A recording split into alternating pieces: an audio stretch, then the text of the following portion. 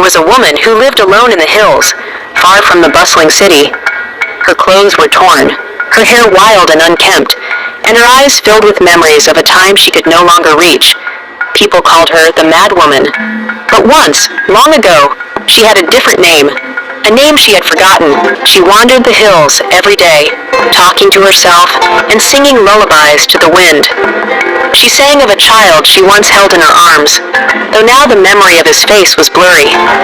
She didn't know where he was, but her heart ached with the certainty that he was out there, somewhere, living a life far from her lonely world. The villagers whispered about her. "She's lost her mind," they would say. "Once she was a great woman, but fate was cruel to her." No one knew the truth of her story. They only saw the shell of the person she had become, a madwoman, lost in her own world. Every day, she wandered through the hills, searching for something she couldn't name. She had no home, no family. She lived off berries and whatever she could find in the forest. But her heart was heavy with a mother's longing. Somewhere deep inside her broken mind, she knew she had a son, but she had no idea where to find him. In the city below the hills, there was a man named Bakari. He was wealthy, admired, and respected by all who knew him. His fortune had grown beyond what anyone could imagine, and he lived in a grand house filled with treasures from lands far away. But Bakari was a man with no memories of his childhood. Bakari had been adopted by a rich merchant when he was just a small boy. The merchant had found him wandering the streets, alone and crying. Bakari grew up learning the ways of trade, becoming a skilled merchant just like his adoptive father. But there was always a void in his heart, a feeling that something was missing. Though Bakari had everything he could ever need, he felt incomplete. He often wondered where he came from and who his real parents were, but no one had any answers, and so he carried the weight of not knowing with him every day. Despite his wealth and power, Bakari was kind to those around him. He gave to the poor, helped those in need, and treated his servants with respect. But he had no family of his own. He had never married, nor did he have children, for he feared that he could not love anyone without first understanding who he truly was. The madwoman often slept beneath the open sky, with nothing but the stars to keep her company. One night, as she lay on the cold ground, she had a dream. In the dream, she saw a young man standing in front of a grand house. He was handsome and dressed in fine robes, but his eyes were filled with the same sadness she felt in her heart. In her dream, she tried to call out to the young man, but no sound came from her lips. She ran toward him, her heart pounding with love and longing, but he did not see her. The more she ran, the farther he seemed to be, until finally he disappeared into the mist, leaving her alone once more. When she awoke, the memory of the dream clung to her like a fog. She whispered to herself, my son," over and over again, as if the words could somehow bring him to her. She did not know who the young man in her dream was, but she felt certain that he was her lost child. Determined to find the young man from her dream, the madwoman began her journey toward the city. She did not know where to start or who to ask, but something deep inside her guided her steps. She believed that if she followed her heart, she would find her son. Bakari stood by the window of his grand home, staring out at the busy streets of the city. He had everything a man could ever desire: wealth, power, respect, but none of it filled the emptiness that gnawed at his soul. The more successful he became, the more he felt like a stranger in his own life. He often wondered about his real parents. Who were they? Why had they abandoned him? The questions haunted him, especially in the quiet moments when the noise of the city faded, and he was left alone with his thoughts. Despite his wealth, Bakari felt poor in spirit, longing for something more. One day, Bakari visited the outskirts of the city, as he often did when he needed peace. The marketplace there was small and filled with common folk. Unlike the grand markets he frequented for business, this place reminded him of simpler times, though he couldn't recall when or where those times had been. Bakari's eyes wandered across the rows of vendors selling their goods, but something else caught his attention. In the distance, near the edge of the market, he saw a woman, her clothes tattered and her hair wild. She seemed out of place, yet somehow familiar, though he couldn't explain why. The madwoman had wandered into the city, following the faintest trace of a feeling that her son was near. She could barely remember his face, but her heart knew he was close. The market was overwhelming, filled with noise and people. She looked around, hoping to find him, though she did not know what he looked like now.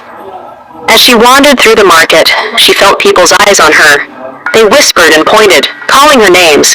Madwoman! Crazy one! But she didn't care. She was used to their cruel words. All she cared about was finding her son. She clutched her chest, feeling the ache that only a mother could understand. Though she did not know where to go, her feet led her to the edge of the marketplace. She stood there, gazing across the crowd, feeling his presence but unable to see him. Her heart pounded in her chest as she whispered softly to herself, "He is here. I can feel him." Bakari, still wandering the market, felt a strange pull in his chest.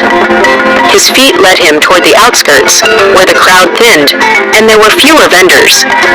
As he approached the edge of the market, he saw her again, the madwoman. She stood alone, staring into the distance as if she were waiting for someone. For a moment, their eyes met. Bakari felt an odd sense of familiarity, but he quickly dismissed it. She was just a madwoman after all, a poor soul lost in her own mind.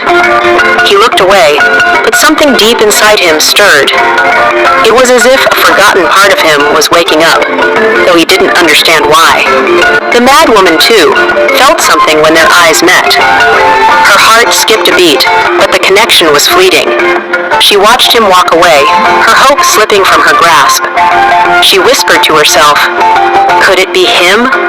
But before she could approach, he disappeared into the crowd, leaving her alone once again.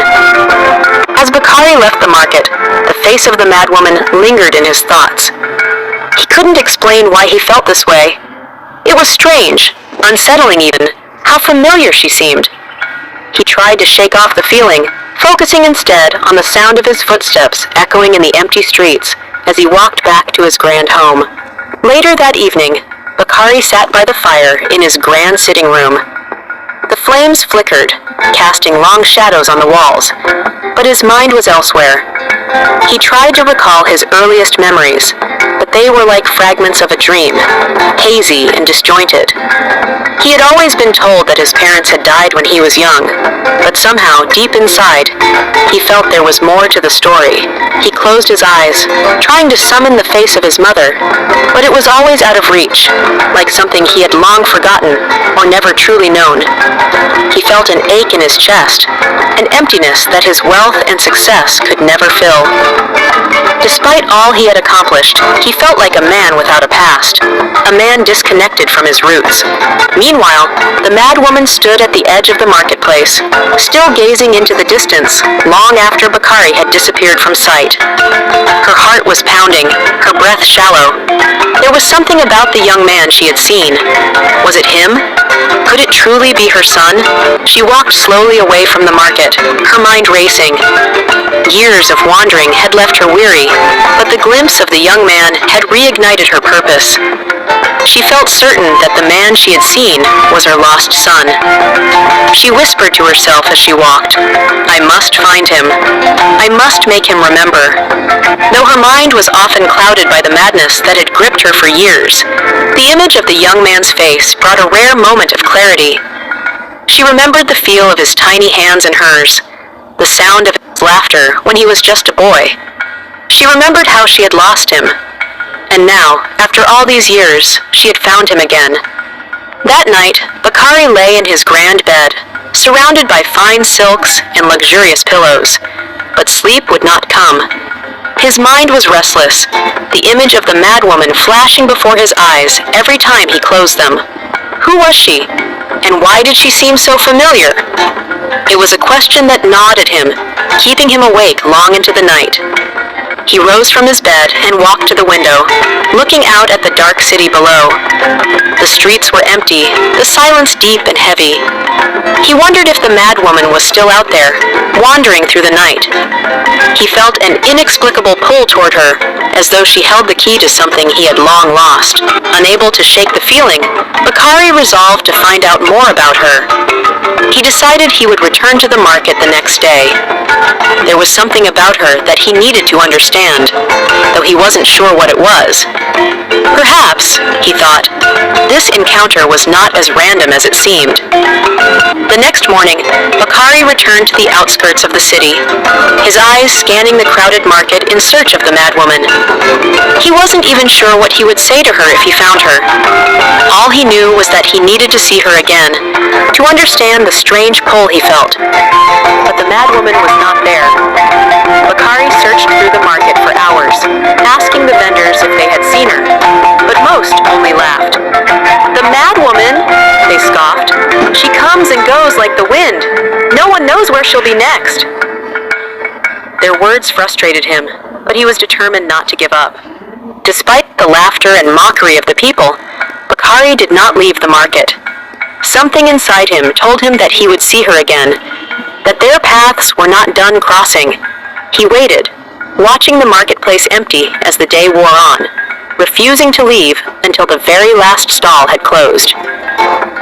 As dusk settled over the city, the madwoman stood alone on a narrow street, not far from where she had seen Bakari.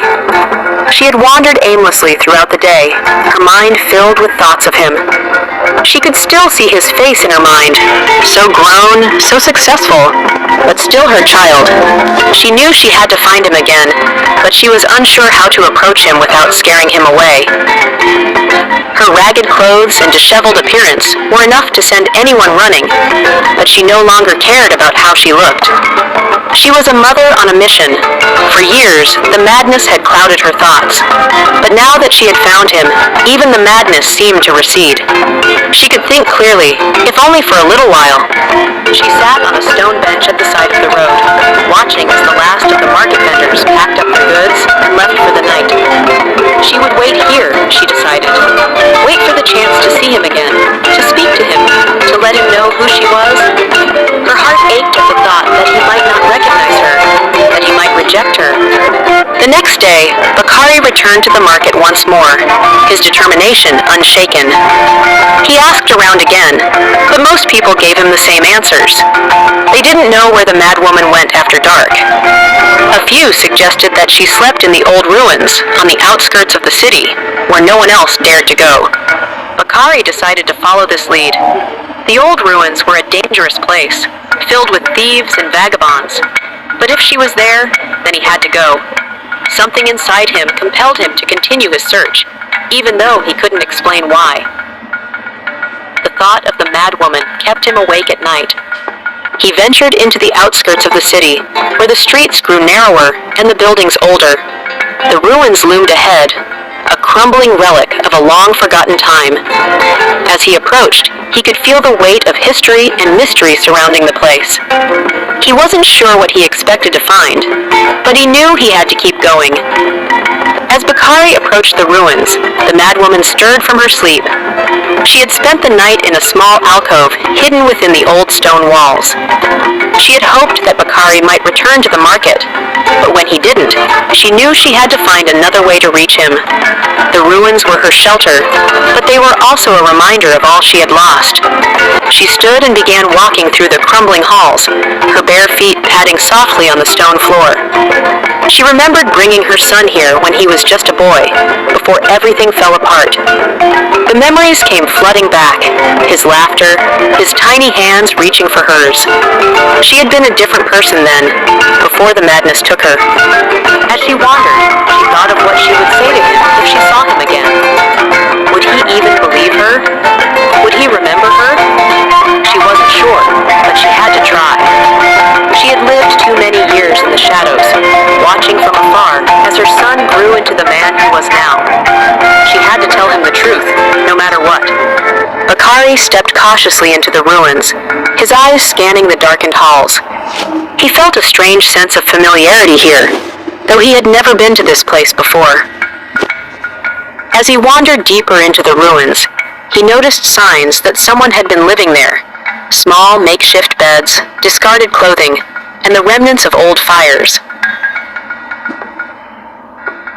Out of the shadows, he saw her. The madwoman was standing at the far end of the hall, her figure barely visible in the dim light. For a moment, neither of them moved. Bakari felt his heart race, his mind filled with questions. Who was she, and why did he feel like he knew her? Bakari took a step forward, his voice steady but quiet. "Who are you?" he asked, his words echoing in the empty hall. The madwoman didn't respond immediately. She stood still, her eyes wide, as though unsure how to answer. But in her heart, she knew this was the moment she had been waiting for. The madwoman stood motionless, the air between her and Bakari heavy with unspoken words. For years, she had longed for this moment, but now that it was here, she found herself unable to speak. Her lips quivered, but no sound escaped them. She had never been so